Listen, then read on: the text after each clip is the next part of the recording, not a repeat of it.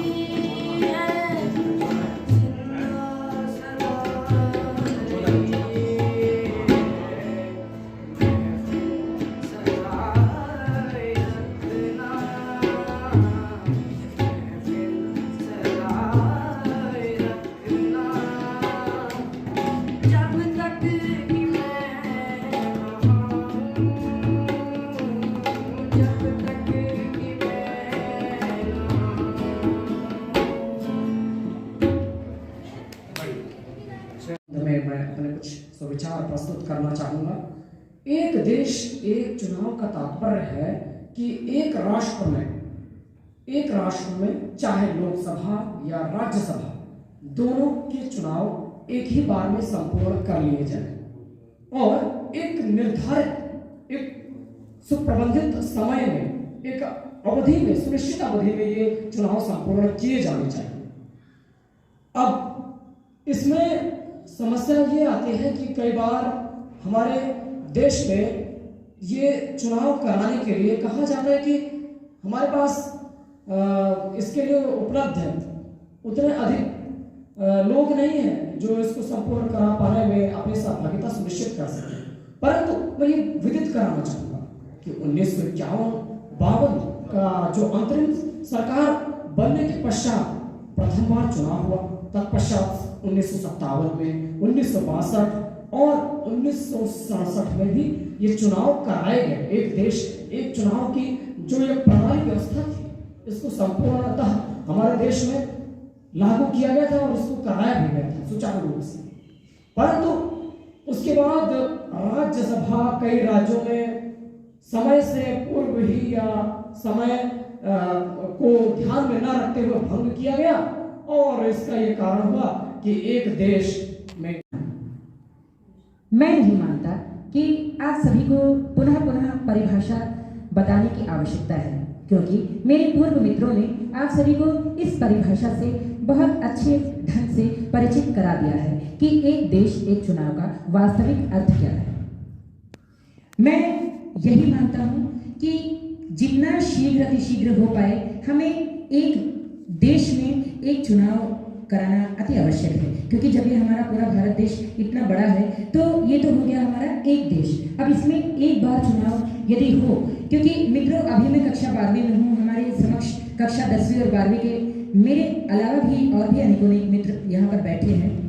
अब इनसे पूछिए कि इतनी समस्या होती है, अभी हम बोर्ड परीक्षा दे नहीं रहे हैं कि हमें यही बार बार जानने को मिलता है कि बच्चों लोकसभा चुनाव आने वाले हैं।